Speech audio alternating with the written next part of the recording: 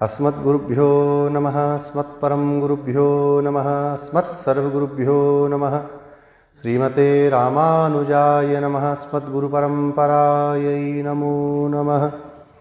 श्रीशैलेशदयापात्रं धीभक्त्यादिगुणार्णवं यतीन्द्रप्रवणं वन्दे रम्यजामातरं मुनिं। लक्ष्मीनाथसमारम्भां नाथयामुनमध्यमाम् अस्मदाचार्यपर्यन्तां वन्दे गुरुपरम्परां। यो नित्यमच्युतपदाम्बुजयुग्मरुक्म व्यामोहतस्तदितराणि तृणाय मेने।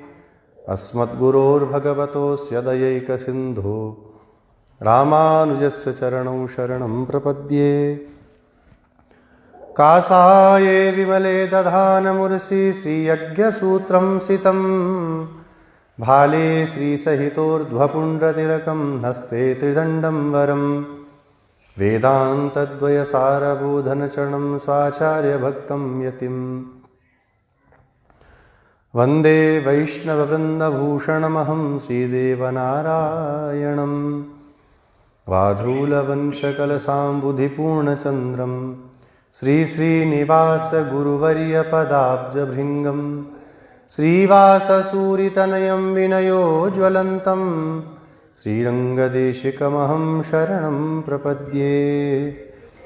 यो ब्रह्माणं विदधाति पूर्वं यो वै वेदांश प्रणोति तस्मै तगुंहदेवमात्मबुद्धिप्रकाशं मुमुक्षुर्वै शरणमहं प्रपद्ये।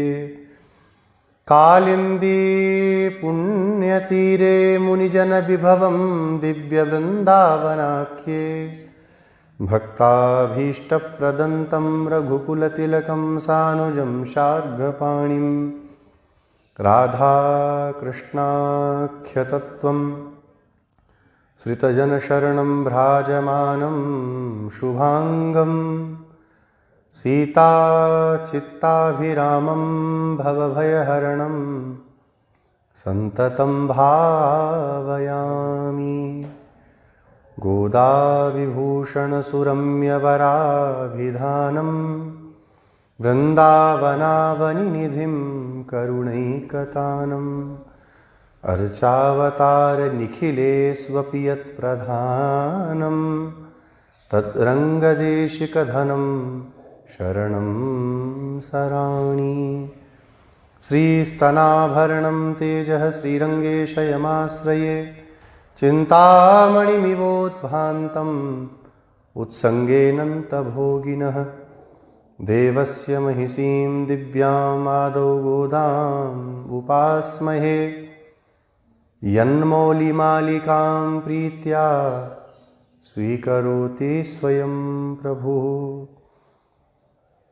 वाञ्छाकल्पतरुभ्यश्च कृपा सिन्धुभ्य एव च पतितानां पावनेभ्यो वैष्णवेभ्यो नमो नमः। श्रीवैष्णवेभ्यो नमो नमः।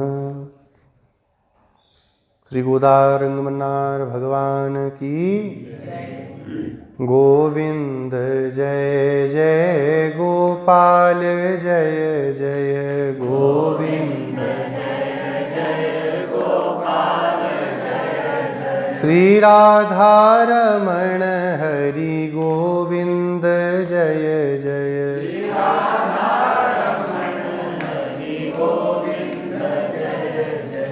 गोविंद जय जय गोपाल जय जय गोविंद जय जय गोपाल जय जय। श्री गंगा की जय जय यमुना की जय जय।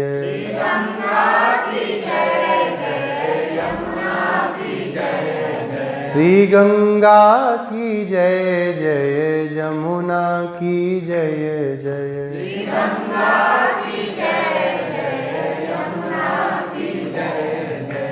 सरस्वती त्रिवेणी की जय जय। सरस्वती त्रिवेणी की जय जय। श्री गोविंद जय जय जय गोपाल जय जय गोविंद जय जय गोपाल जय जय। श्री ललिता की जय जय विशाखा की जय जय।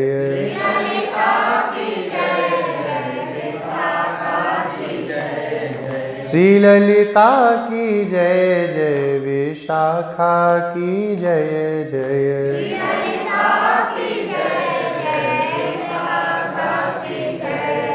श्री बरसाने वाली प्यारी श्री जी की जय जय।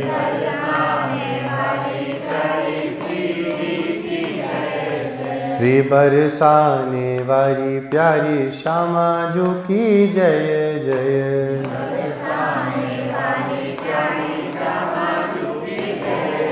श्री गोविंद जय जय गोपाल जय जय।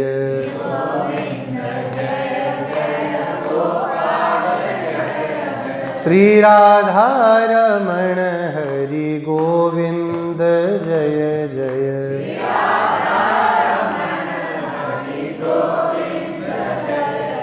श्री गोविंद जय जय गोपाल जय जय गोविंद।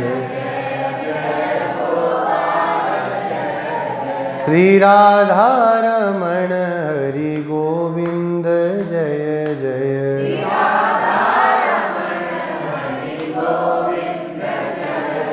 श्री गोविंद जय जय गोपाल जय जय।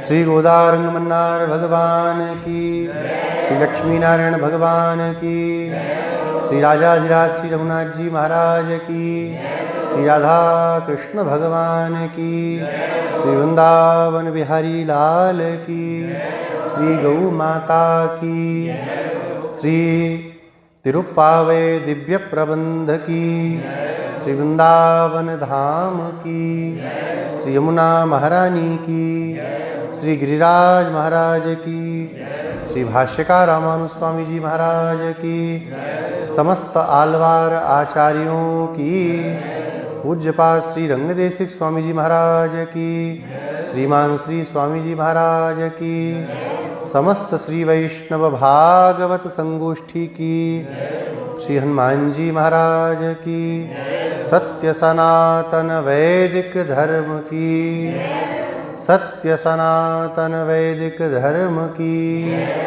तिरुप्पावे दिव्य प्रबंध की, अखंड भारतवर्ष की, जय जय श्रीमन्नारायण,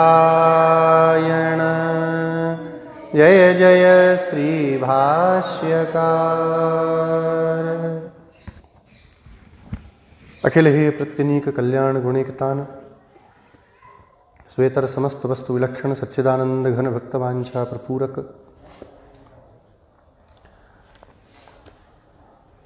भगवान श्री गोदारंग मन्नार प्रभु, कृपा समुद्र भगवान श्री भाष्यकार रामानुज स्वामी जी महाराज,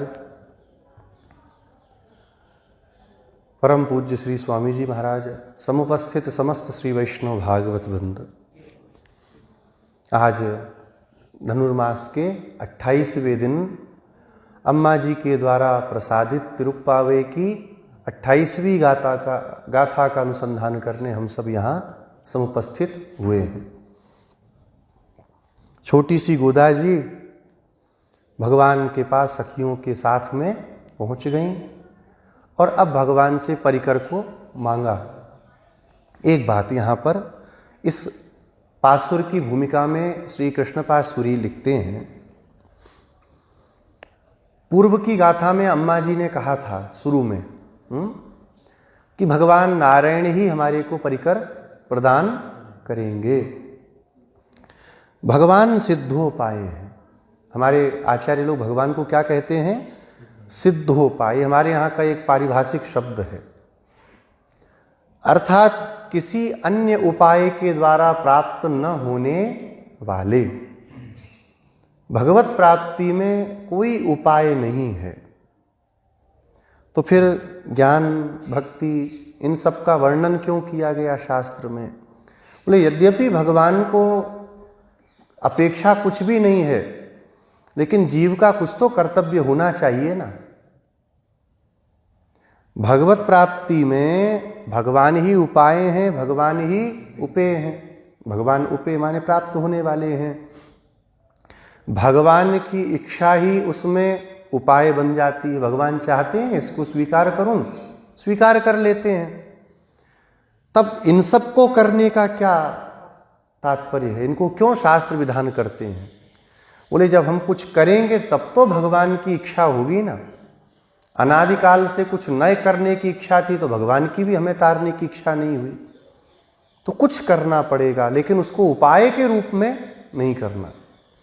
हमारे यहाँ भी नाम संकीर्तन की खूब महिमा आलवारों ने गाई है, मंत्र की खूब महिमा गाई है, वैराग्य की खूब महिमा है, भक्ति की खूब महिमा है, ज्ञान की खूब महिमा है।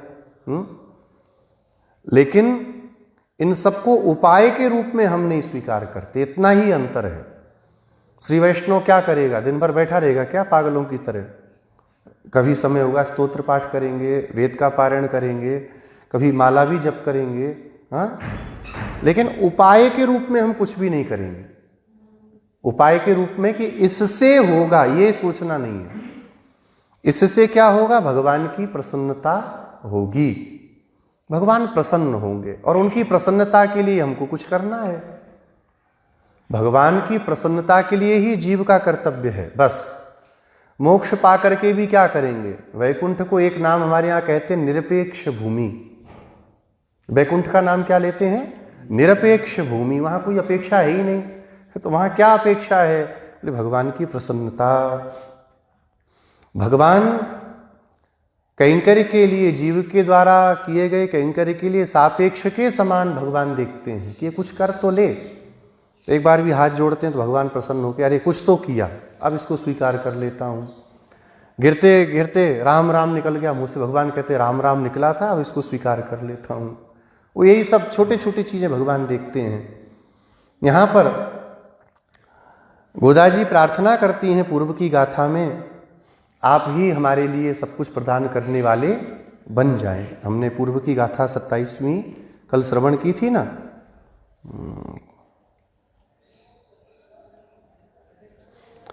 तो भगवान से क्या कहती हैं? आपसे हम प्रार्थना करती हैं मिलित्वा अवस्थाय शीतली भूय, आप हमें प्राप्त हो जाएं और आपकी प्राप्ति में ये सब कुछ हमको प्राप्त हो जाएगा जो हम चाहती हैं। चाहती क्या हैं? तो भगवान से भगवान को ही गोदा जी चाह रही हैं। कल बताया ना आपको कि ध्वजा क्यों चाहिए, बितान क्यों चाहिए, पांचजन्य शंख क्यों चाहिए? तो इन सब के द्वारा भगवान को ही मांग रही हैं। उपनिषदों में आता है, कल भी कहा था शायद कि परसों बताया था, 500 अप्सराएं आकर के मुक्त जीव का अलंकार अपने हाथों से करती हैं। खूब सुंदर अलंकारों से अलंकृत करके उसे भगवत सन्निधि में वैकुंठनाथ प्रभु के चरणों में ले जाया जाता है। तो उस अलंकार की प्रार्थना अम्मा जी ने की, भगवान भी सुनते रहे। ठीक है, अच्छी बात है। अब एक बात मुझे बताओगी? गोदा जी बोली हाँ पूछिए प्रभु। छोटी सी गोदा जी हाथ जोड़ के बोलती हैं आपको क्या पूछना है, बोलिए।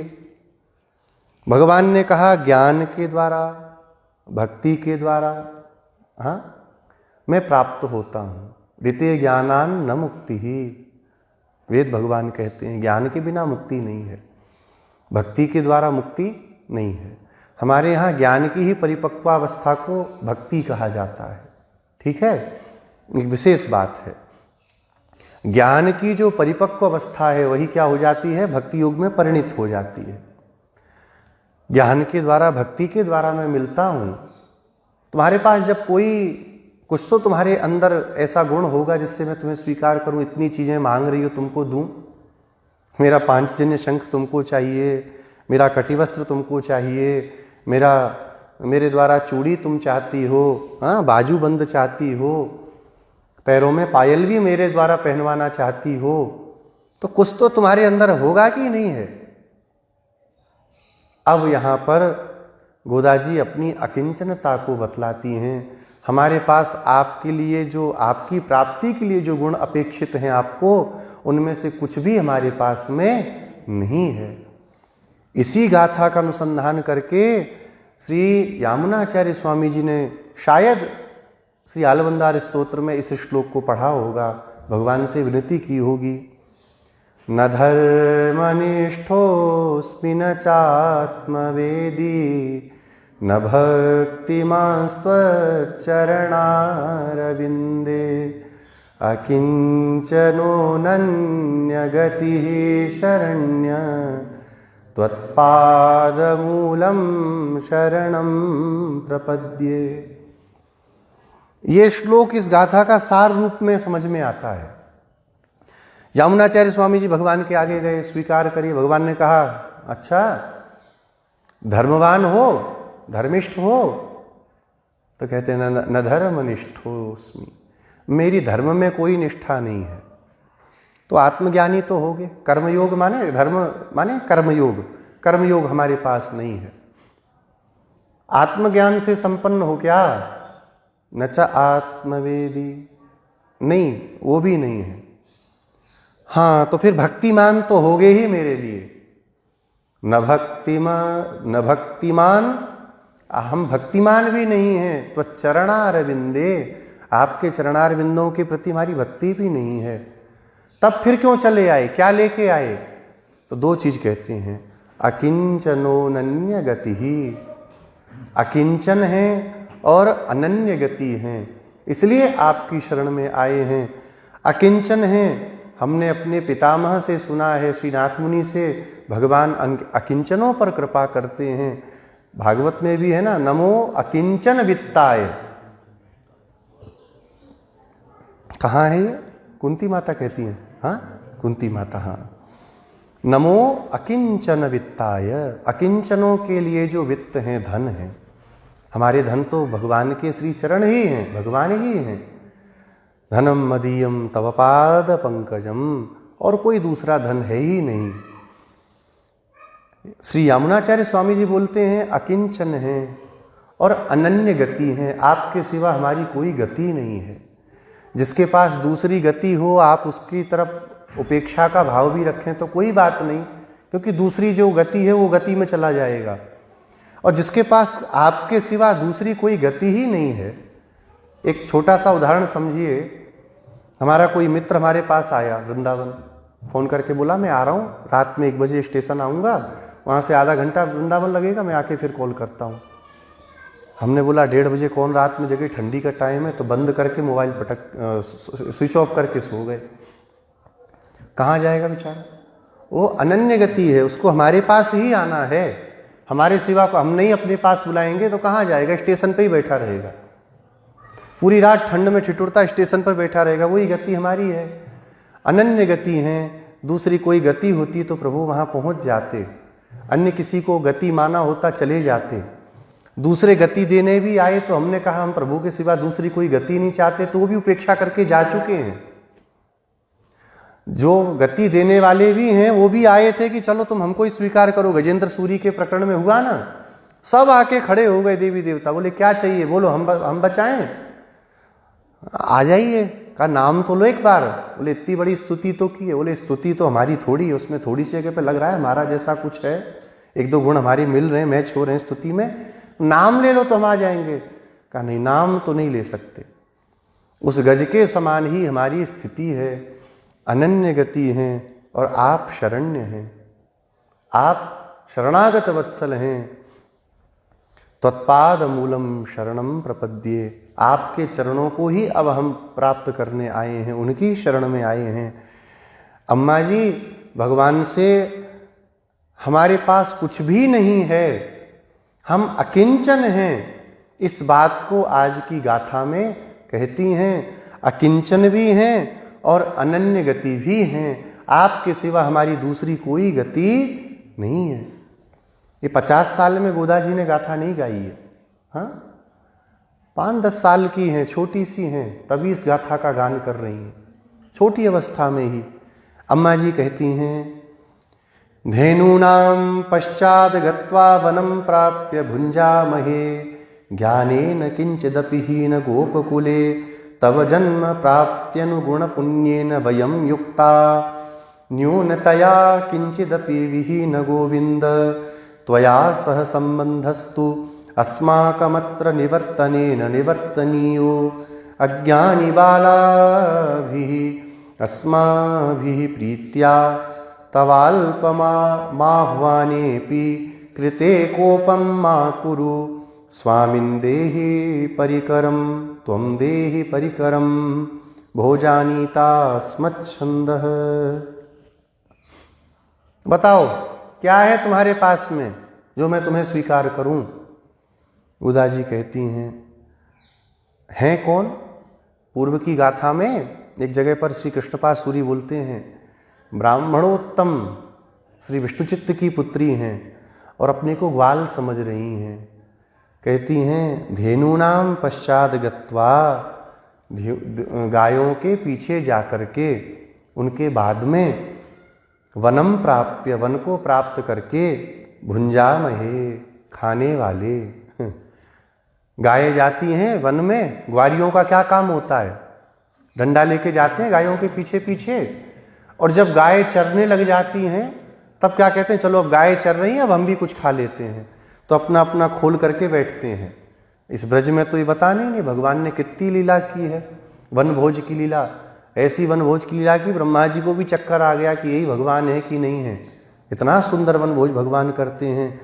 तो धेनुओं के, गायों के पीछे पीछे जाकर के उनके खा लेने के पश्चात जब वो जुगली करती हैं, जुगली जानते हैं, जुगली बोलते हैं ना उसको, जुगाली, अच्छा हाँ जुगाली, वो मुंह चलाती रहती है। यहाँ पे उनके पन्नी होती है, बंदरों की पन्नी होती है, तेरे भी है। बहुत ध्यान से सुनना है, आज बदमाशी नहीं कर रहा है।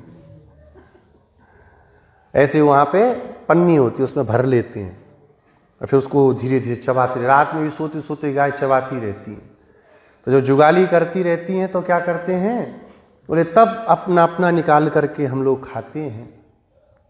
ज्ञानेन किंचिदपि हीन, ज्ञान बोले किंचिदपि, इतना भी ज्ञान नहीं है, ज्ञान से सर्वथा विहीन हम हैं, इतना भी ज्ञान नहीं है।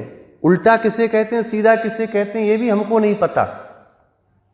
भगवान ने कहा अच्छी तो बात है, वन में घूमने वाली हो, गोपकुले, गोपकुल में हमारा भी जन्म है और आपका भी जन्म है। गोपियां अम्मा जी बोलती हैं ज्ञानेन किंचिदपि हीन, इतना भी ज्ञान जहां पर नहीं है, ज्ञान नहीं है। तात्पर्य क्या हुआ? कुछ लोग पढ़ने के लिए अपने इष्ट की प्राप्ति हमको करनी है, इसके लिए पढ़ते हैं, पहले गुरुकुल में जाते हैं, आचार्यों की शरण में बैठ करके बड़े बड़े ग्रंथों को पढ़ते हैं, फिर उसमें से अपने इष्ट को निकालते हैं और फिर उसमें लग जाते हैं उसकी प्राप्ति के लिए। ना हम कभी गुरुकुल गई, ना गुरुकुल का हमने मुख देखा। कोई चतुर लोगों के बीच में रही होती है ना, पढ़ने से ही सब नहीं होता, कई लोग अच्छे लोगों के साथ रहते तब भी काम बन जाता है। हम लोग तो चतुरों के बीच में कभी रही भी नहीं। छोटे छोटे हमारे घर हैं, गांव भी बहुत छोटा सा है, गोकुल गांव है, फिर बगल में बरसाना है, नंदगांव है, ऐसे छोटे छोटे गांव हैं। कोई बड़ा विद्यालय नहीं, कोई पढ़ाने वाले विद्वान नहीं। एक ही काम आता है, सवेरे सो के उठती हैं, माँ उठाती है, चल रही चल जल्दी जमुना जल लेके आनो है, तो घड़ा उठा करके चल देती हैं, यमुना जल लेकर के आती हैं, फिर दही बिलोने के लिए बैठ जाती हैं। दही बिलोती हैं तब तक माँ कुछ बना देती है, तो कभी नहाती हैं कभी नहीं भी नहाती हैं, प्रसाद पा लेती हैं, फिर दही दूध लेकर के बेचने के लिए चली जाती हैं। इतना ही हम करती हैं, वन में रह करके यही हमको आता है। भगवान ने कहा वन में तो वानप्रस्थी भी रहते हैं ना, वो तो पुण्य कमा ही लेते हैं, तो तुम भी पुण्य कमा लेती हो। बोले वानप्रस्थी वन में इसलिए रहते हैं कि वो तप करने के लिए हैं। हम वन में क्यों रहती हैं? क्योंकि वन के सिवा हमारी कोई गति नहीं है।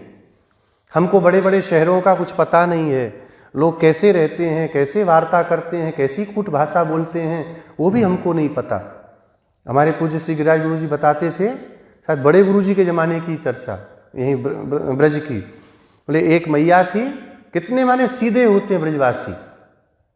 एक मैया थी, वो अपना वो क्या बोलते हैं उसको, बकरी बेचने के लिए बैठी थी। तो उसके बेटे ने कहा 10 पैसे में बेचना बकरी, इससे कम नहीं करना। ठीक है। अब बैठ गई वो डोकरी बेचारी। एक आदमी आया, बोला मैया बकरी अच्छी है, 50 पैसा देंगे, दोगी? नहीं। हमारे बेटे ने कहा 10 पैसे में देंगे तो 10 पैसे में लेना हो लो, नहीं हम 50 पैसा नहीं। इतने सीधे लोग हैं जिनको अपना हित भी नहीं पता, अपना हित भी जो नहीं जानते हैं, ऐसे हम सब लोग हैं। केवल स्वार्थ के लिए, उदर पोषण के लिए वन में घूम रहे हैं। उदर पोषण के लिए ही हम सब वन में घूमते हैं। हमें क्या पता कि वन में रह करके क्या करना चाहिए जिससे पुण्य की प्राप्ति हो जाए। लेकिन प्रभु, हम आपकी हैं, इतना हम जरूर जानती हैं। भगवान ने कहा आपकी हैं, इससे थोड़ी काम चलेगा, इनमें से कुछ तो होना चाहिए, और नहीं तो फिर हम प्राप्त नहीं होते हैं।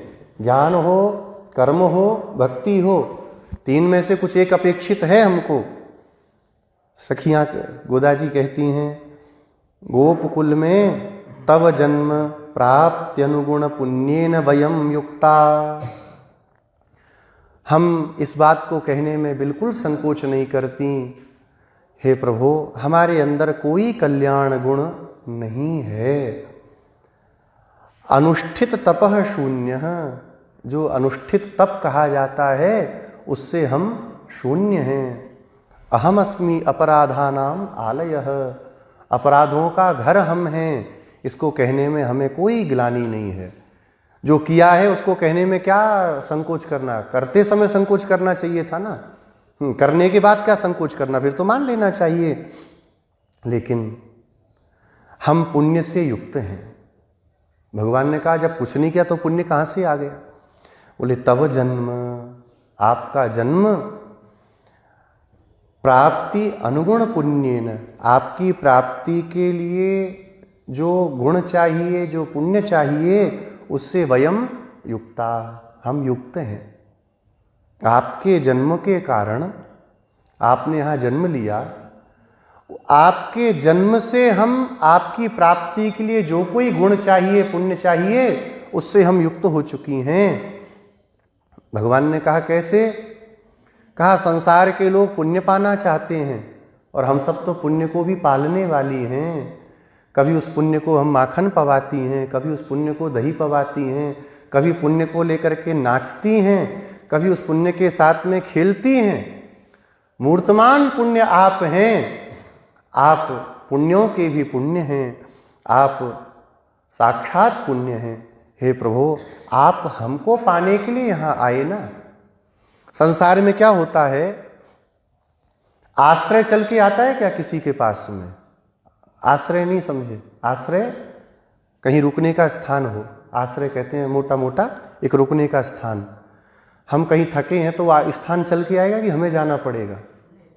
एक कहावत बोलते हैं ना, कुआं प्यासे के पास नहीं जाता, प्यासे को कुएं के पास आना पड़ता है। यहाँ तो उल्टा ही हो रहा है कुआं हमारे पास चल के आ रहा है। आश्रय तत्व जो परमात्मा है, हम तो उनके पास नहीं गए, क्योंकि ना ज्ञान है, ना भक्ति है, ना कर्म है, ना हम जानती हैं। लेकिन आप स्वयं चल करके हमारे पास आए कि नहीं आए? क्यों चल करके आप हमारे पास आए? क्योंकि आप हमें अपना मानते हैं। जब आपने अपना मान लिया तो क्या न्यूनता बची, क्या कमी रह गई हमारे अंदर? समस्त कमियां हमारी नष्ट हो गईं। भगवत प्राप्ति हो जाने पर यह जीवात्मा पूर्ण हो जाता है, इसमें कोई फिर न्यूनता नहीं शेष रहती है। न्यूनता संसार के लिए है, उस परम पद के लिए न्यूनता नहीं होती है। वहां तो सब पूर्ण ही रहते हैं। गोदा जी कहती हैं, आपकी प्राप्ति के लिए जिस पुण्य की आप अपेक्षा कहते हो, जिस पदार्थ की अपेक्षा कहते हो, वह यद्यपि हमारे अंदर नहीं है, यद्यपि वह हमारे अंदर नहीं है, लेकिन आपने हमको जब स्वीकार कर लिया तो अब कमी भी हमारे अंदर कोई नहीं है। बड़े लोग होते हैं, जब किसी को स्वीकार कर लेते हैं तो उसकी कमी को भी दूर कर देते हैं। होता है कि नहीं? ऐसा देखते हैं संसार में, विवाह जब होता है तो विवाह के समय लड़का अगर थोड़ा कमज़ोर घर से भी है तो लड़की वाले पैसे वाले हैं तो लड़के को ऐसा बना देते हैं कि हमारी लड़की इसके साथ ढंग से रह सके। होता है ना संसार में, माता पिता करते हैं। ऐसे ही जब आप मिल गए तो जो न्यूनता है भी उनको आप अपने आप पूरा कर देंगे।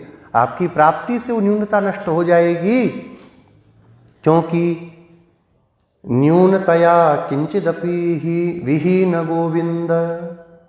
क्योंकि हम न्यून हैं, आप तो न्यून नहीं हैं। किंचिदपि, अपने लिए भी किंचिदपि का प्रयोग करती हैं, भगवान के लिए भी किंचिदपि का प्रयोग अम्मा जी कर रही हैं। हम क्या हैं? किंचिदपि ज्ञानेन हीन, थोड़े भी ज्ञान से हीन हैं। और आप किंचिदपि विहीन न्यूनतया, आप थोड़ी भी न्यूनता से विहीन हैं। भगवान तो अपने शांति पाठ करते हैं ना, ईशावास्य उपनिषद आदि में क्या पाठ करते हैं? पूर्णमदः पूर्णमिदं पूर्णात् पूर्णमुदच्यते पूर्णस्य पूर्णमादाय पूर्णमेवावशिष्यते। वह अदः, वह पूर्णम, पूर्ण है। वह माने परमात्मा। इदम, यह जगत भी पूर्ण है। पूर्णात्, पूर्ण के द्वारा, पूर्णम, यह जगत उदच्यते, प्रकट होता है। पूर्णस्य पूर्णमादाय, पूर्ण से अगर थोड़ा पूर्ण ले लिया जाए तो क्या होता है? पूर्णम एव अविशिष्यते, पूर्ण ही बचता है। वो न्यूनता कभी हो ही नहीं सकती। भगवान पूर्ण हैं और जो उनकी शरण में आता है वह भी पूर्ण हो जाता है, फिर उसमें अपूर्णता नहीं रहती। आप तो ऐसे हैं, हे गोविंद, आप हमें भी पूर्ण कर दीजिए, हमें भी आप स्वीकार कर लीजिए। हम भी पूर्ण होना चाहती हैं। आपका संग पाकर के हम भी, जैसे अग्नि होती है,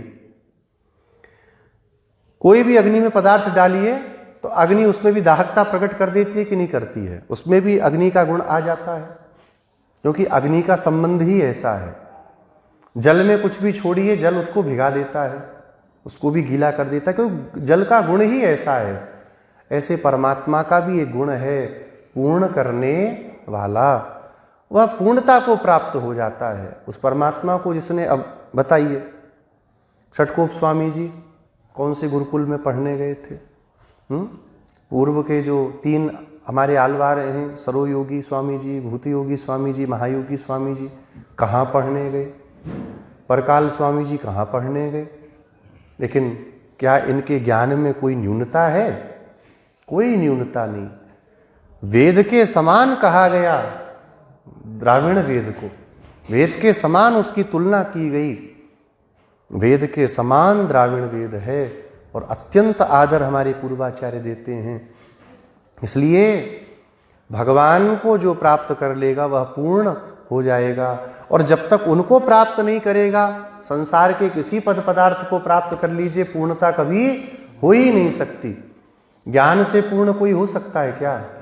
भगवत कृपा होगी तो हो सकता है। लोग एक शास्त्र का अभिमान करते हैं, व्याकरण हमको खूब आता है, पर व्याकरण की ही समस्त विद्याओं में पारंगत कोई नहीं हो सकता। समुद्र है शास्त्र, एक व्याकरण नहीं, 8 व्याकरण है। एक पाणिनि व्याकरण है, उसको ही देखना शुरू करिए, कितना बड़ा उसका, कितना बड़ा स्वरूप है। महाभाष्य है, महाभाष्य की टीकाएं हैं, फिर कात्यायन ऋषि हैं वार्तिककार, उनके वार्तिक हैं, फिर भगवान पाणिनि के सूत्र हैं, उन सूत्रों पर कितनी प्रकार की व्याख्याएं हैं। सब कुछ समझने में पूरा जीवन व्यतीत हो सकता है, पर नहीं आ सकता।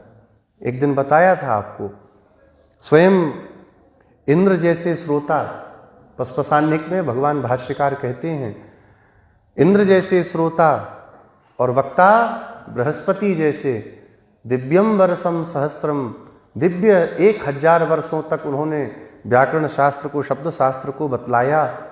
लेकिन उसके बाद भी 1000 देवताओं के वर्ष बीतने पर इंद्र ने कहा गुरुजी अभी हो गया क्या, और भी काम धाम है ना, उनको तो बहुत कुछ देखना पड़ता है, और कुछ देख आए। कहा अभी तो शुरुआत हुई, अभी तो पूरा ही नहीं हुआ शब्द शास्त्र, अभी तो बहुत कुछ रखा है, इतना बड़ा शब्द शास्त्र है। वेदांत तत्व को देखिए, वेदांत न्याय है, मीमांसा है, पूरा पूरा जीवन निकल जाता है, तब भी पूर्णता नहीं हो पाती। हाँ, भगवान पूर्ण हैं, तो उनके जो शरणागत हैं वह बिना इन शास्त्रों को गुरुमुख से पढ़े हुए पूर्ण हो जाते हैं। अपने श्री विष्णुचित्त स्वामी जिनके पिताजी का तो चरित्र प्रसिद्ध ही है ना, बोलते गुरुमुख मन अधीत्य प्राह वेदान शेषान। गुरुजी के मुख से बिना कुछ पढ़े लिखे गए, राजसभा में बड़े बड़े विद्वान बैठे थे, देख करके विष्णुचित्त स्वामी जी को हंसने लगे, ये माली क्या करने आ गया, ये ब्राह्मण होके माली का काम करता है, वो गुड़ाई करता है, फूल बना के माला वाला पहनाता है मंदिर में, ये क्या करने आ गए यहाँ पे। राजा ने कहा नहीं, आए हैं तो इनका तेज देख के हमको लगता है कि हमारे समस्त प्रश्नों का उत्तर ये दे सकेंगे। प्रश्न पूछा, उत्तर देना जब प्रारंभ किया तो एक बड़ा भारी घंटा बंधा हुआ था। राजा ने कहा कि हमारे प्रश्नों का ठीक उत्तर जो देगा तो ये घंटा बुलेगा। वो जोर जोर से घंटा टन टन टन टन टन टन बुलने लगा। भगवान की सेवा से, आचार्य की सेवा से सब कुछ प्राप्त हो जाता है, ऐसा कुछ भी नहीं जो अप्राप्य रह जाए, पर सेवा में निष्ठा होनी अपेक्षित है। हम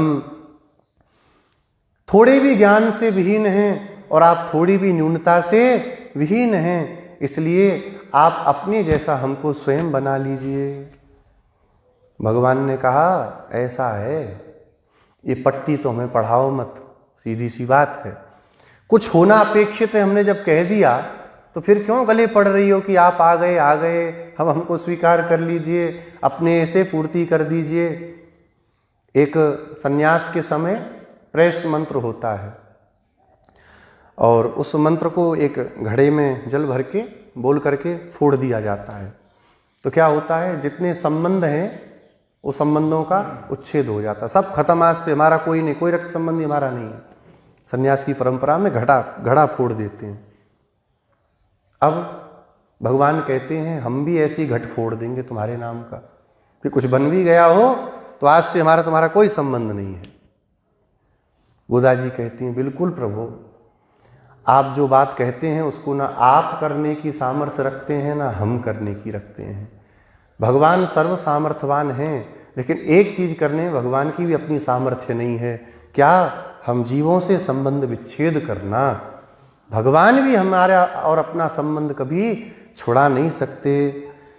त्वया सह संबंधस्तु अस्माकम अत्र निवर्तने न निवर्तनीयः। भगवान से कहती हैं आपका और हमारा जो संबंध है प्रभु, वो ना आपके द्वारा कभी तोड़ा जा सकता है और ना हमारे द्वारा कभी उसको तोड़ा जा सकता है। हम भी चाहें आपसे संबंध तोड़ दें, कभी नहीं हो सकता। आप भी चाहें इन जीवों से संबंध तोड़ दें तो आप भी नहीं तोड़ सकते हैं। भगवान के गले में एक मणि है, समुद्र मंथन से प्रकट हुई, क्या नाम है, कौस्तुभ मणि। श्रीरंगनाथ भगवान है ना अपने, श्रीरंगम वाले, नम पेरुमाल बोलते हैं जिनको, वो भगवान ऐसे एक मणि धारण करते हैं। फोटो में सबने दर्शन किया होगा, उसमें नीलम लगे बड़े बड़े, कितने हैं, 5 नीलम, एक बीच में, एक ऊपर, एक इधर, एक इधर, एक इधर।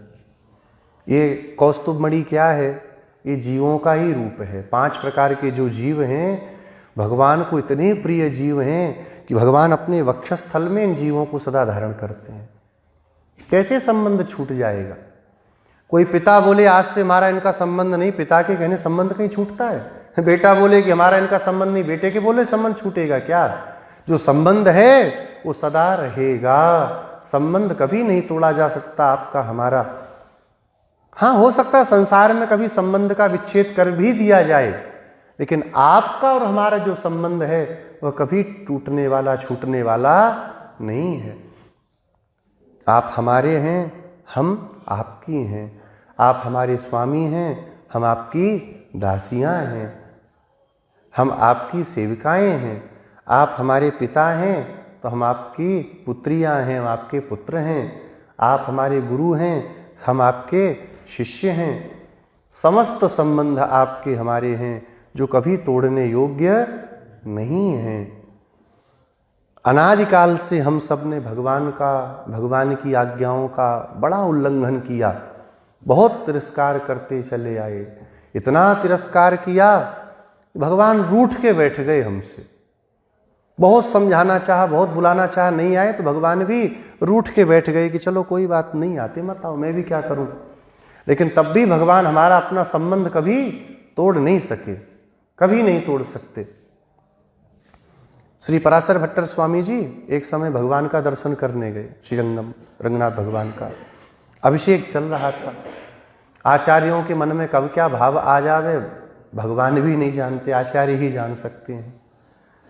रंगनाथ भगवान का अभिषेक हो रहा था, तो 9 कलशों का अभिषेक जब हो जाता है तो सहस्त्रधारा होती है, फिर उसके पहले एक तैयारी की जाती है। अब यहाँ तो सबको ही मालूम है क्या करते हैं, बढ़िया चंदन का पहले लेप लगाते हैं, वक्षस्थल पर हल्दी लगा देते हैं और गले में तुलसी की माला पहना देते हैं और गीले वस्त्र भगवान के सामने दिया जल रहा था। दीप तो जलता ही, बिना दीप के भगवान नहीं आते बाहर। भगवान का हाथ कैसा है, नम पेरुमाल का, उत्सव रंगनाथ भगवान का कैसा हाथ है, ऐसे है, अभय हस्त। तो पराशर भट्टर स्वामी जी को लगा कि ये दिया जल रहा है, गीले कपड़े में खड़े हैं और माला वाला भी है, तुलसी की हल्दी भी है, कुछ तो प्रतिज्ञा कर रहे हैं भगवान। वो करते ना प्रतिज्ञा, में शपथ लेता हूँ, ऐसे ही तो लेना, मैं शपथ खा रहा हूँ। तो ऐसे हाथ था तो स्वामी जी को लगा कि दिए को जल रहा है दिया, तो ऐसे हाथ रख के कुछ शपथ ले रहे हैं। तो भगवान के पास गए, क्या शपथ ले रहे हैं? हाँ, आप कुछ शपथ लेने खड़े हैं? भगवान बोले हाँ। क्या बताएंगे? रंगनाथ भगवान बोले हाँ, तुम में, यही मेरी शपथ है, तुम मेरे हो। पराशर भट्टर स्वामी जी तुरंत समझ गए कि आज तो मामला ठीक है, आज अपने बस में आ जाएंगे। बोले नहीं नहीं नहीं, ये कहाँ की बात हो गई, आपके शपथ करने से थोड़ी हम आपके हो जाएंगे। चलिए मैं अभी शपथ करता हूँ कि सारा वृंदावन मेरा है, तो हो जाएगा क्या मेरा? अहम में, मैं अपना ही हूँ। भगवान बोले नहीं नहीं, त्वम में। भट्टर स्वामी जी बोल रहे हैं नहीं नहीं, अहम में, मैं अपना हूँ। क्या प्रमाण है? भगवान से पूछते हैं। भगवान कहते हैं वेद है ना, वेद तो प्रमाण है, सर्वोपरि निरपेक्ष प्रमाण है वेद, जिसको किसी प्रमाण की अपेक्षा नहीं है। हाँ, तो प्रभु वेद कहाँ से प्रकट हुआ, थोड़ा बताइएगा। भगवान बोले मेरी श्वास से वेद प्रकट हुआ है। तो आपकी श्वास तो सारा संसार आपका ही बताएगी ना, हमारी श्वास है तो हमारा बताएगी, वो कोई प्रमाण नहीं है। भगवान ने कहा कि तुम्हारे पास कुछ प्रमाण है कि तुम अपने ही हो, मेरे नहीं हो? बोले हमारे पास तो अनादिकाल का अनुभव प्रमाण है। एतत् चानादि सिद्धात् अनुभव विभवात् तर्हि साक्रोश एव। हमारे पास अनुभव है कि हम तो आपके नहीं हैं। सदा से जीवों को अनुभव होता है कि मैं हूं, मैं अपने लिए हूं, जो कुछ है सब मेरे लिए है। ये अनादिकाल का हमारा अनुभव इस बात में प्रमाण है। और कोई प्रमाण हो आपके पास में तो बोलिए। भगवान ने कहा गीता आदि शास्त्र है ना, क्या गीता नहीं पढ़ी आपने? ममेवांशो, हाँ पढ़ा है। किसकी है गीता? किसने गीता को रचा? भगवान बोले अर्जुन के लिए मैंने उपदेश किया। बोले जब आपने उपदेश किया तो अपनी बात थोड़ी प्रमाण होती है, कोर्ट में प्रमाण भी दूसरे गवाह का लगता है। हर आदमी कहेगा हम ही ठीक है, तो ये आपकी गवाही नहीं चलेगी इसमें। गीता आदि शास्त्र जो हैं उनमें जो आप कहते हो वो हम प्रमाण नहीं मानेंगे। चलिए आखिरी आपको फिर मौका देते हैं, सिद्ध करिए हम आपके हैं। आपको लग रहा है ना तुम में, तो ठीक है, सिद्ध करके दिखाइए मैं आपका हूं। भगवान ने कहा ठीक है, ये जो बड़े बड़े विद्वान यहाँ पर खड़े हैं, द्वादश ऊर्ध्व पुंड लगा करके, बड़ी बड़ी दाढ़ी हो गई है, दिन रात सत्वगुण में स्थित हैं, इनसे पूछ लीजिए ये बताएंगे कि आप मेरे हैं, ये जीव मेरा है। भगवान ने जब कहा तो भट्टर स्वामी जी हंस करके बोले, हंत त्वत्पक्षपाती। बताओ, गवाही भी दिलवा रहे हैं तो अपने पक्षपातियों की दिलवा रहे हैं। ये तिलक लगाए दिन में 4 बार आपकी गोष्ठी पाने वाले भला आपसे नमक हरामी करेंगे? खूब नमक खाया है हमने राम जी का, तो नमक हराम तो हो नहीं सकते राम जी के। और राम रस और कहते हैं हमारे महात्मा लोग, क्या कहते हैं? राम रस। जिसने राम रस लिया हो जीवन में भगवान का प्रसाद, वो क्यों भगवान से नमक हरामी करेगा? लेकिन सूरदास जी कहते हैं, मौसम कौन कुटिल खलकामी, मेरे जैसा कौन होगा, मेरे जैसा कुटिल, मेरा जैसा कामी कोई नहीं है। जिन तन दियो ताही बिसरायो, ऐसो नमक हरामी। ऐसा नमक हरामी मेरे जैसा नहीं होगा। भगवान से भट्टर स्वामी जी बोलते हैं, ये सब तो पक्षपाती हैं। इन पक्षपातियों की बात कब से प्रमाण होने लग गई? ये सब आपका ही पक्ष लेंगे, तो कहेंगे सारा ब्रह्मांड आपका ही है। भगवान कहे, आप बोलो ना, फिर मैं कैसे प्रमाणित करूं? बोले, अभी तुलसी की माला है ना? बोले हाँ। हरिद्रा, हरिद्रा कौन है? हल्दी, श्री जी का ही रूप है, वो भी आपके साथ हैं। आर्द्र वस्त्र में हो, कावेरी का पवित्र जल में आपने स्नान किया है और सामने अग्नि है, आप साक्षी ले रहे हो, इतने श्री वैष्णव सामने हैं। अब आप कहो कि हम सब जीव आपके हैं और आपके ही सदा रहेंगे, आप हमारा त्याग कभी नहीं करोगे। तो भगवान प्रतिज्ञा करते हैं कि आप सब मेरे हो और मैं जीवों का त्याग कभी नहीं कर सकता। अनादिकाल का हमारा भगवान का संबंध है और अनादिकाल तक ये संबंध रहेगा। हमारे आपके तोड़ने से संसार में कुछ लोग ऐसे हैं ना, विधर्मी लोग, नास्तिकों में भी महान नास्तिक, जो भगवदीय सत्ता को कभी सहन नहीं कर पाते, भगवान की बात को सुन करके, पुराणों को सुन करके कुछ कुछ गलत बोलते हैं, स्मृतियों को गलत बोलते हैं। ऐसे जो महान तमोगुणी जीव हैं, भगवान उनकी भी सत्ता की रक्षा करते हैं। क्यों करते हैं? क्योंकि हैं तो भगवान के। बेटा नालायक भी निकल जाए तब भी पिता पालन करते ही हैं। करते कि नहीं करते हैं? तो भगवान तब भी पालन करते हैं क्योंकि भगवान का संबंध है। अम्मा जी कहती हैं, हे नाथ, आप जो कहते हो ना, घड़ा फोड़ करके सन्यासियों के समान हम संबंध विच्छेद कर देंगी, ना आप उस संबंध को तोड़ सकते हो, ना हम उस संबंध को तोड़ सकती हैं। हम मानती हैं हमारे अंदर किंचिदपि ज्ञान नहीं है, हमको उल्टा सीधा भी नहीं पता है। बड़ी बड़ी घासों के बीच में रहने से पशुओं के समान हमारी बुद्धि हो गई। ज्ञानेन हीनः पशु भी समान। ज्ञान से हीन को भी पशु ही कहा जाता है ना। ते मृत्युलोके भूविभार भूताः मनुष्य रूपेण मृगाः चरन्ति। मनुष्य के रूप में वो सब जानवर ही हैं जिनको ज्ञान नहीं है, जिनके अंदर शील नहीं है। हम भी अपने को पशु मानती हैं, लेकिन उन्हीं पशुओं के पीछे घूमने के लिए तो आप इस ब्रज में आए कि नहीं आए? आप वैकुंठ में ही पड़े रहते, अपने वैकुंठ को छोड़ के कभी नहीं आना था आपको। अगर हम लोग इतने ही बुरे थे, क्या करने ब्रज में आए? ब्रह्मा जी भी इस बात को बोलते हैं ना, भगवान से जब स्तुति करते हैं, अहो भाग्यम नंद गोप व्रजौकसाम यन्मित्रम परमानंदम पूर्णम ब्रह्म सनातनम। ब्रह्मा जी कहते हैं भगवान से स्तुति करते हुए, हाथ जोड़ के बोलते हैं, अहो भाग्यम, कितना बड़ा भाग्य है, आश्चर्य है, ऐसा भी किसी का भाग्य हो सकता है। अहो भाग्यम। भगवान बोले, किसका भाग्य है? बोले, नंद गोप ब्रजौकसाम, नंद बाबा के यहाँ रहने वाले इन गोपों का कैसा भाग्य है। न ज्ञान है, न भक्ति है, न प्रपत्ति है, और ये परम भाग्य को प्राप्त कर रहे हैं। भगवान ने कहा, क्यों भाई, इनका क्या भाग्य है? बोले, यन्मित्रम, जिनके मित्र परमानंदम, परमानंद पूर्ण ब्रह्म सनातनम, पूर्णम ब्रह्म सनातनम, परब्रह्म सनातन सदा रहने वाले परमात्मा, जिनके मित्र बनने के लिए वैकुंठ लोक को त्याग करके ब्रज में चले आए, क्या उनसे बड़ा कोई सौभाग्य होगा, कोई सौभाग्यशाली होगा? यहां पर आ जाना आपका ये दर्शाता है। गोदा जी कहती हैं कि हमसे बड़ी सौभाग्यशालिनी संसार में और कोई नहीं हो सकती। इस श्लोक को कभी कभी दास लोग जब बोलते हैं तो बहुत आनंद होता है, बहुत अंदर से खुशी होती है। न तो ज्ञान है, ज्ञान कितना है लोग समझ लेते हैं ज्ञानी, वो लोगों की अपनी मति है। भक्ति एक पैसे नहीं, कर्म का तो खैर कहना नहीं, कोई 2 दिन साथ में रह ले समझ जाएगा कि क्या हाल है। लेकिन एक बात का बहुत गर्व होता है कि न चाहते हुए भी इस ब्रज की भूमि में जन्म प्राप्त हो गया। आपको एक श्लोक बताया था ना पद्म पुराण का भगवान का, कि भगवान कहते हैं सप्तपुरियों में ये मथुरापुरी बड़ी धन्य है, जहाँ जन्म हो जाए। तो अपना तो कोई ये पुण्य नहीं था, भगवान ने ही पटक दिया, जाके वहीं जन्म ले लेना।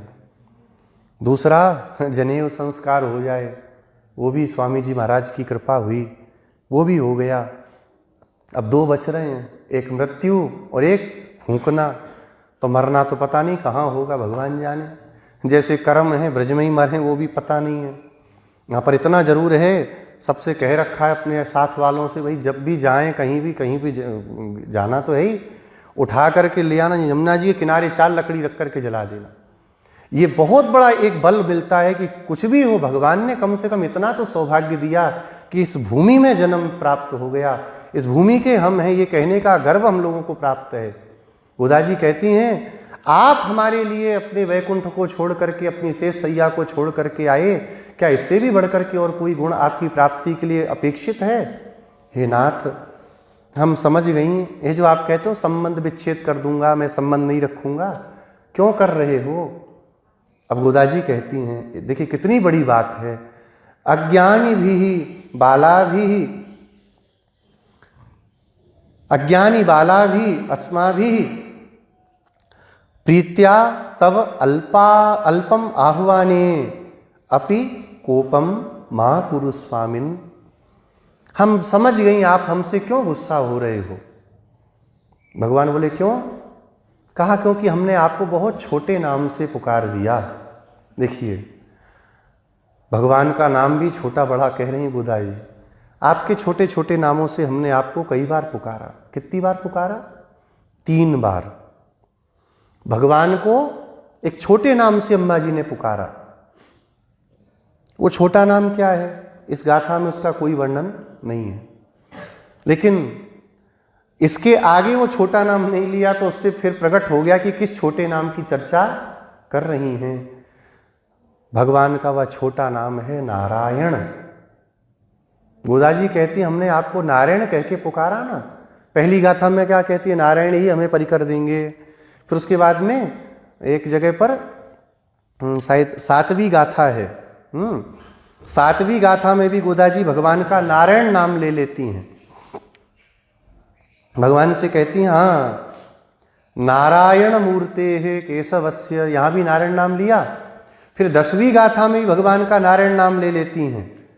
भगवान से कहती हैं आप नारायण हो। आप भगवान से यहां भी क्या कहती हैं? सुगंधि तुलसी का किरीट नारायणेन, यहां भी भगवान का नारायण नाम ले रही हैं। तो भगवान से कहती हैं हमने आपको नारायण कह दिया ना, इसलिए आप बुरा मान रहे। भगवान के 2 प्रकार के नाम हैं यहां पर। एक तो है भगवान का परत्व सूचक नाम, एक है भगवान का सौलभ्य सूचक नाम। गोदा जी कहती हैं परत्व सूचक नाम से भगवान को सौलभ्य सूचक नाम अपना प्रिय है। परत्व को भूल करके तो भगवान सुलभता दिखाने के लिए ब्रज में दौड़ के चले आए, और यहां भी ब्रज में आने के बाद भी वही परत्व की बात हम करें तो क्यों अच्छा लगेगा? जिस परत्व को त्याग के भगवान यहां पर आए, सदा पश्यन्ति सूरयः, जहां बड़े बड़े सूर्य केवल देखते रहते हैं, वो भगवान इतने सरल हो गए कि ग्वाल वाल घोड़ा बना करके चल रहे, भगवान घोड़ा बन के चलते हैं। कोई कान ऐंठ देता है भगवान का, कोई हाथ ऐंठ देता है, कोई भगवान को कलुआ कह के बुलाता है। भगवान खुश होते हैं। और जहां पर आप अपने रूप को छुपा रहे हो वहां पे हम आपको नारायण कह रही हैं तो आपको बुरा लग गया ना। भगवान कुछ नहीं बोले, तो कहती हैं कोपम मां कुरु स्वामिन, आप हमसे गुस्सा मत करो। यहाँ पर श्री कृष्णपाद स्वामी जी एक बहुत अद्भुत बात कहते हैं, स्वकर चरणा वपराधम कृतवताविति कोपकरणम युज्यते किम। कितना सुंदर भाव है। क्या अर्थ हुआ इसका पंक्ति का? स्वकर कर चरणऊ, हमारे हाथ और हमारे पैर हमारे साथ हैं ना। कई बार गलती हो जाती है, हाथ कहीं लग जाता है, पैर कहीं लग जाता है। संसारी लोग तो समझेंगे कम, वैष्णव लोग समझ जाएंगे। कभी कभी क्या होता है, भगवान की कोई वस्तु रखी है, पैर गलती से लग जाता है तो करते हैं ना, अरे गलती जो प्रणाम करते हैं।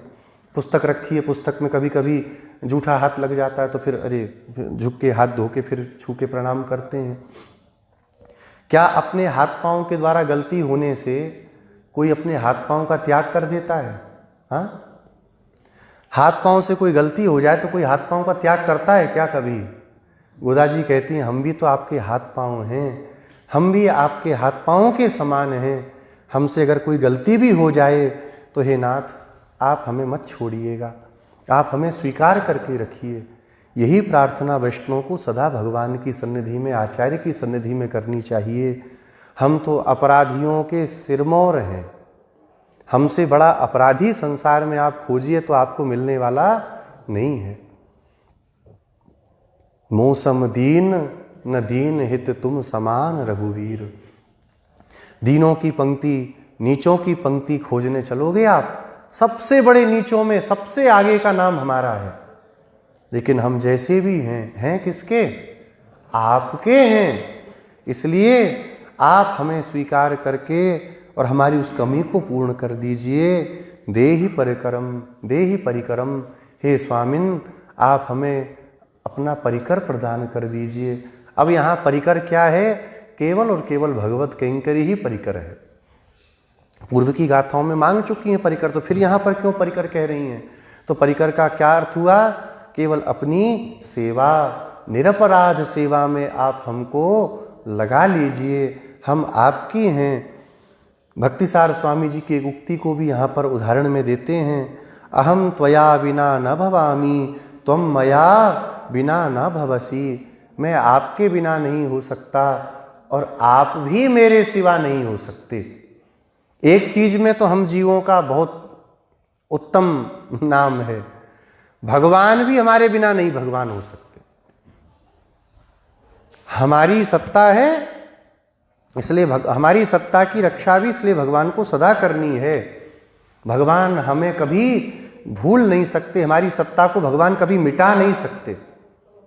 भगवान भी चाहे ना कि जीव सत्ता समाप्त कर दो, ये जीव बड़ा बदमाश है, नष्ट कर दो, तो जीव को भगवान भी नष्ट नहीं कर सकते। अन्य कोई संप्रदाय हैं ऐसे जहां पर जीव की सत्ता नष्ट हो जाती है। ब्रह्म प्राप्ति के बाद में, ब्रह्म प्राप्ति होते समय जीव भाव का नाश मान लेते हैं, लेकिन सत्संप्रदाय में जीव का नाश कभी होता नहीं है। तीन चीजें सदा नित्य बनी हैं, ईश्वर सदा नित्य है, ये जगत सदा नित्य है, यह माया सदा नित्य है, अचित तत्व सदा नित्य है, और यह जीव तत्व, आत्म तत्व, ये भी सदा नित्य है। इनका कभी नाश नहीं हो सकता, भगवान भी नाश नहीं कर सकते। इसलिए कोई गलती हो जाए तो डांट लेना चाहिए, मार लेना चाहिए, लेकिन इस प्रकार से उपेक्षा नहीं करनी चाहिए। आप हमारी उपेक्षा मत करिए, आप हमको स्वीकार कर लीजिए। हम छोटी छोटी बच्चियां हैं, गलती कर भी जाएं तो बुरा क्या मानना। अच्छा चलिए गलती की तो प्रायश्चित्त किया कि नहीं किया? बोले कहाँ प्रायश्चित्त किया? तो नारायण नाम कितनी बार लिया अम्मा जी ने? अभी बताया 3 बार। अब आपके परत्व सूचक नाम से जो अपराध बन गया, उसकी निवृत्ति के लिए अब सौलभ्य सूचक नाम को भी 3 बार हम ले रही हैं। कल की गाथा में भगवान को क्या कहा? गोविंद। आज की गाथा में क्या कह रही हैं भगवान को? गोविंद। भगवान से कहते हैं ना, किंचिदपि विहीन गोविंद, 2 बार हो गया। अब कल की एक गाथा आएगी 29वीं गाथा, उसमें भी अम्मा जी भगवान से क्या कहती हैं? गोविंद। 3 बार जो हमने आपका छोटा नाम लिया, अभी बड़ा बड़ा नाम ले लेती हैं, गोविंद गोविंद गोविंद। अब तो बराबर हो गया कि नहीं? जितना पाप करेंगे उतना पुण्य करने पर पाप का नाश हो जाएगा। लेकिन अभी पुण्य तो बहुत बड़ा कर चुकी हैं। भगवान ने कहा कैसे? बोले आपका नाम तो बहुत उत्तम है, आपका एक बार नाम लेने से न जाने कितने जन्मों के पापों का नाश हो जाता है। अभी तो उस नाम को 3 बार ले लिया, तब तो कितना बड़ा पुण्य हो गया। जो नारायण कहकर के आपको छोटा बना दिया था, अभी गोविंद कहकर के आपको वापस से बहुत बड़ा बना दिया। कितना सौलभ्य है भगवान में। गायों का नाम सुन के उनको प्रसन्नता हो रही है। कोई अभी हमको आपको कहे ए गोपाल, ए ग्वारिया, कितना बुरा मानेंगे। गोविंद नाम का क्या मतलब? यही मतलब तो है ग्वारिया, ग्वारियों का राजा मान लीजिए, बहुत अच्छा मानेंगे तो बड़े ग्वारिया। और भगवान को यही नाम अपना इतना प्रिय लग रहा है। भगवान कहते हैं कि अब मैं संतुष्ट हो गया, आप गोविंद हैं, आप में कोई न्यूनता नहीं, आप जिधर देखते हैं वहां पूर्णता हो जाती है। तो हमको प्राप्त करने के लिए आश्रयभूत आप स्वयं चल करके हमारे पास तक आ गए, तो अब हमारे अंदर भी कोई न्यूनता नहीं। हाँ, थोड़ा सा गुस्सा है वो हम जान गए, क्योंकि नारायण कह करके आपको छोटे नाम से बुला दिया था, अब आपको हम बड़े नाम से पुकार रही हैं गोविंद। इसलिए कोपम मां कुरु स्वामिन, हे स्वामिन अब आप कोप मत करिए। आपका कोप अच्छा नहीं, आपका कोप तो दुष्टों के लिए होना चाहिए, भक्तों के लिए कोप नहीं होना चाहिए। एक अर्थ ये भी है, कोप भगवान का किसके लिए होता है? वो दुष्टों के लिए होता है, भक्तों की रक्षा के लिए। भगवान को भी क्रोध आता है। एक ऐसा अवतार हुआ जिस अवतार में भगवान ने इतना क्रोध दिखाया कि क्रोध की जो भूमि, क्रोध की जो अंतिम सीमा कही जाती है, वो सीमा भी इतनी सी होकर के ऐसे देखने लगी, इतना भी क्रोध हो सकता है कहीं? कौन सा अवतार हुआ? श्री नृसिंहावतार। ऐसा भयानक कोप हुआ। इसलिए हमारे श्री कुरे स्वामी जी नारायणाष्टकम में भगवान के इस श्री नृसिंहावतार को वात्सल्य का परिपूर्ण अवतार कहते हैं। वात्सल्य गुण अगर कहीं देखना है भगवान के विविध अवतारों में, सब में है थोड़ा थोड़ा, लेकिन वात्सल्य गुण की अगर सीमा देखनी है, पूर्णता देखनी है, तो एकमात्र श्री नृसिंहावतार है। इतना वात्सल्य हुआ कि भगवान खंबा फाड़ के प्रकट हो गए। जिन भगवान के सामने बड़े बड़े देवता भय के कारण नहीं आते, बड़े बड़े असुर डर के मारे नहीं आते, प्रहलाद जी आए, निर्भीक होकर के खड़े होकर के भगवान की आंखों में आंखें डाल करके देखने लगे। भगवान बोले डर नहीं लगता? ना हम बिभेमी, हम नहीं डरते। अजित, हे अजित, ना हम बिभेमी तेति भयानकास्य। भगवान ने बोला मैं कितना डरावना लग रहा हूं, देख रहे हो मुझको? हाँ देख रहा हूं, देखो कैसा लग रहा हूं। आपका मुख बड़ा, वो स्तुति है ना, श्री प्रहलाद जी की स्तुति में एक श्लोक में बोलते हैं, ना हम बिभेमी ना हम बिभेम्य जिततेति भयानकास्य। बहुत भयानक मुख है। आपकी जिह्वा बार बार आप बाहर लपलपा रहे हैं, जीभ से मुख को चाट रहे हैं। आंतस्रजः, आंतों की माला को आपने गले में धारण किया हुआ है, और आपके जो पीले पीले केश हैं उनमें से मेरे पिता के जो रक्त की बूंदें हैं वो टपक रही हैं धरती पर। आपकी दाढ़ों को देख करके लगता है साक्षात काल पुरुष की दाढ़ें हैं।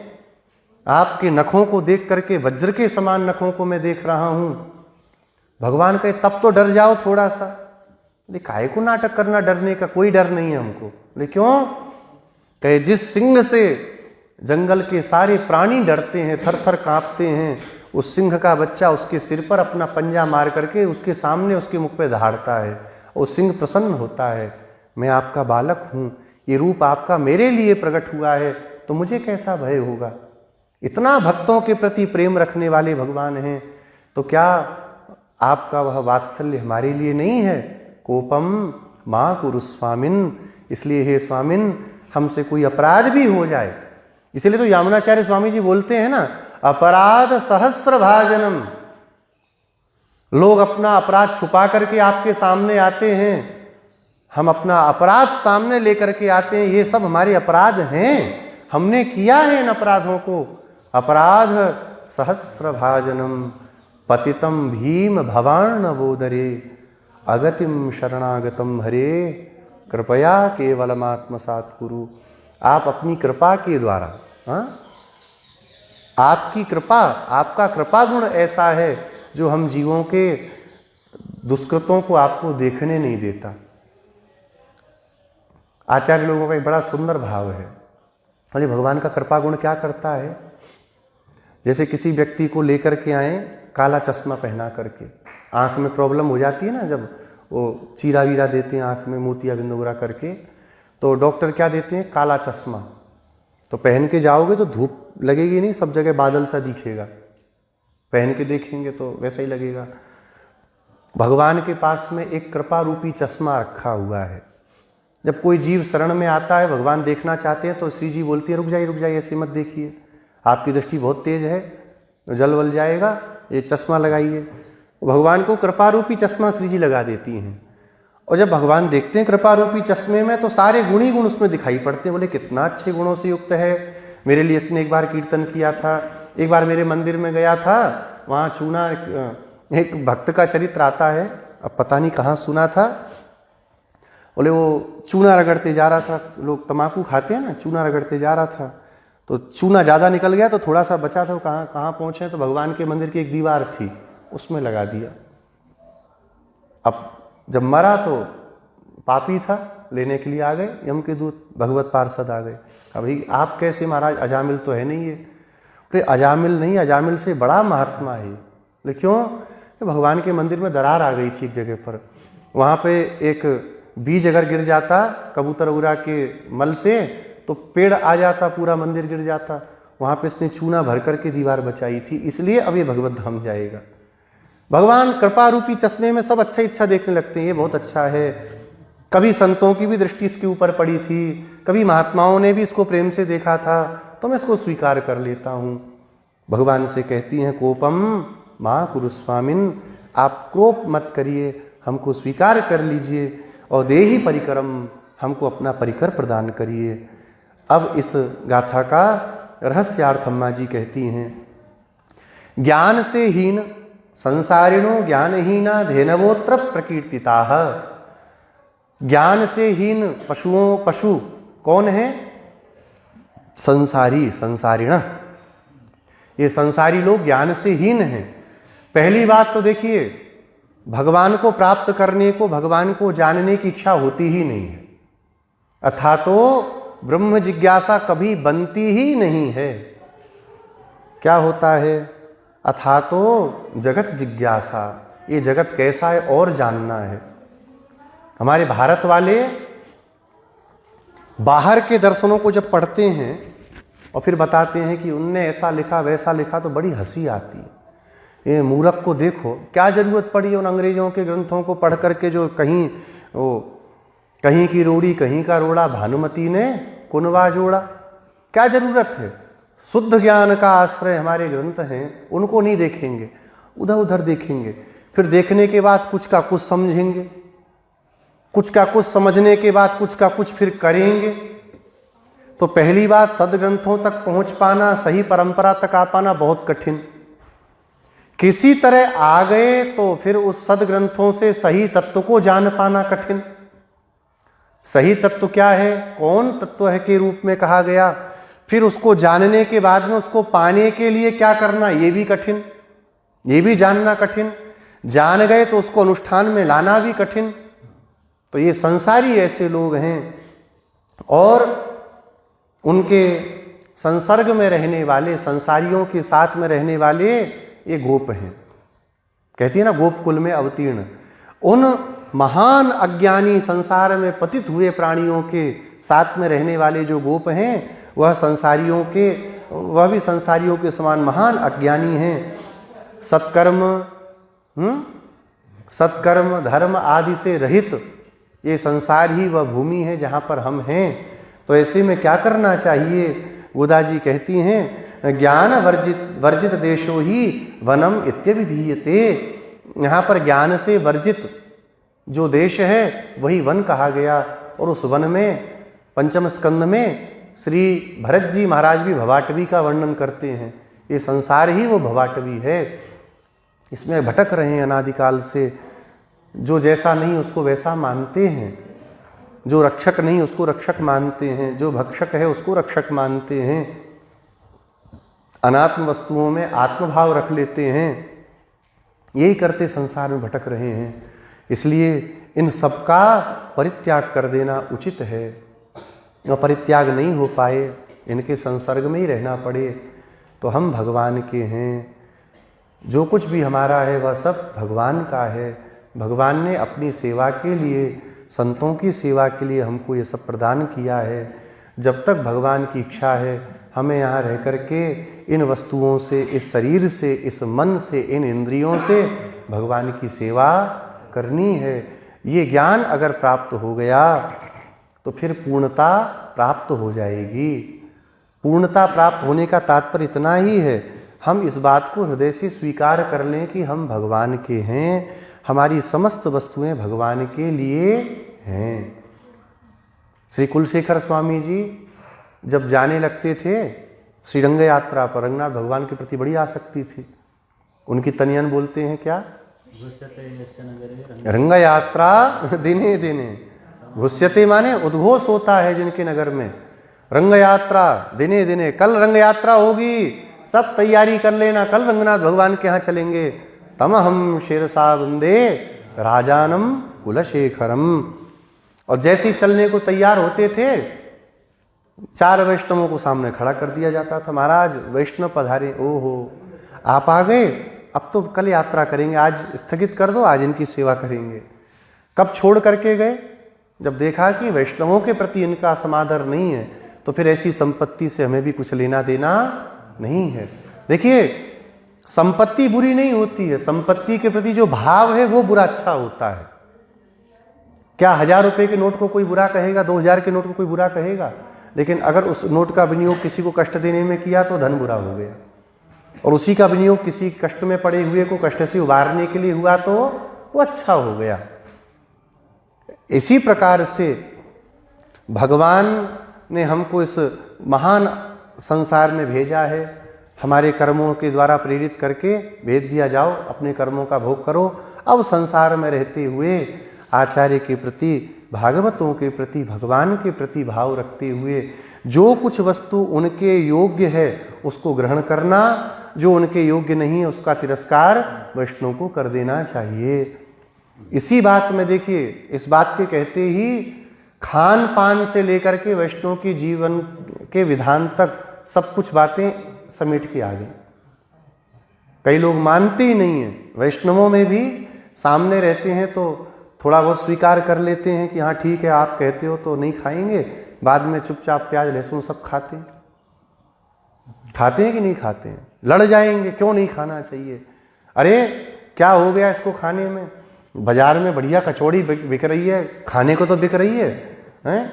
बढ़िया चाउमीन। अब हमारे चुंगी चौराहे पे चले जाओ, हम लोग छोटे छोटे थे तब कुछ नहीं था। हाँ वही, क्या क्या क्या क्या कौन कौन सी चीजें आती है, वो आता है उसको बोलते हैं, हाँ अरे वाह ये खाता होगा, मोमोज बोलते हैं, मोमोज। वो दूर से ही देखा हो, ऐसे वो लहसुन जैसी आकृति होती है, इतनी गंदी बदबू आती है, वहाँ बगल से चले जाओ उल्टी आ जाए। और उसमें पता नहीं वो लाल लाल सा वो रहता है, ऐसे वो ऐसे टपका देता है, उसको खाते रहे, और तीखा होता है वो, सी और करते खाते रहते हैं। क्यों इन चीज़ों को खाना, क्यों इन चीज़ों को लेना? जब यहाँ पर ये बात आ गई, जो भगवान की सेवा के लिए विनियोग में लगेगा उसको हम स्वीकार करेंगे। भगवत सेवा में जो नहीं लगने वाली वस्तु है, आचार्य को जो प्रिय नहीं है, भागवतों को जो प्रिय नहीं, और हमारे श्री भगवान को जो वस्तु प्रिय नहीं है, वो चाहे जैसी भी हो, हमको उसको अपने लिए उपयोग नहीं करना है। ये भाव अगर प्राप्त हो जाएगा तो आज की गाथा का रहस्य भी समझ में आ जाएगा। अब कल की गाथा तो वो दास को बहुत प्रिय है, भगवान से प्रार्थना करेंगी। अब 29वीं गाथा का अनुसंधान कल करेंगे। श्री गोदारंग मन्नार भगवान की। आज अम्मा जी की गाथा थी, थोड़ा सा नाम लिया था ना, अल्प आपका आवाहन किया, इसीलिए आज नारायण कीर्तन नहीं किया। हाँ, आज गोविंद भगवान का ही कीर्तन फिर करेंगे। कल भी परसों भी अब नारायण कीर्तन नहीं करेंगे। अम्मा जी को नहीं इष्ट है तो अपने लोग भी नहीं करेंगे। गोविंद जय जय गोपाल जय जय, गोविंद जय जय गोपाल जय, श्री राधारमण हरि गोविंद जय जय,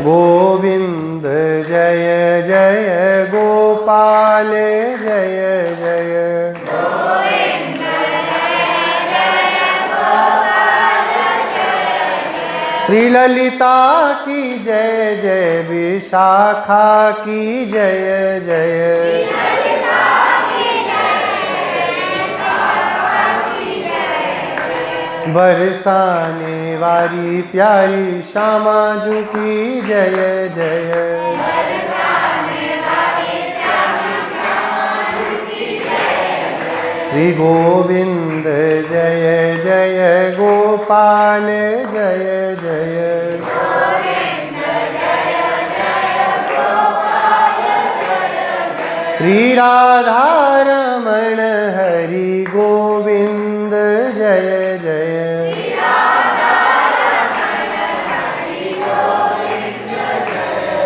श्री गोविंद जय जय गोपाल जय जय,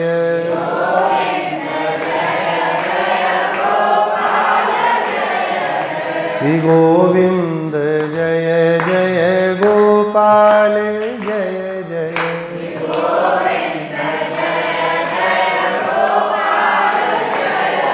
श्री राधा गोविंद भगवान की, श्री गोदारंग मन्नार भगवान की, तिरुप्पावय दिव्य प्रबंध की, समस्त आलवार आचार्यों की, श्री भाष्यकार रामानुज स्वामी जी महाराज की, पूज्यपाद श्री रंगदेशिक स्वामी जी महाराज की, श्रीमान श्री स्वामी जी महाराज की, समस्त श्री वैष्णव भागवत संगोष्ठी की जय जय श्रीमन्नारायण, जय जय श्री भाष्यकार।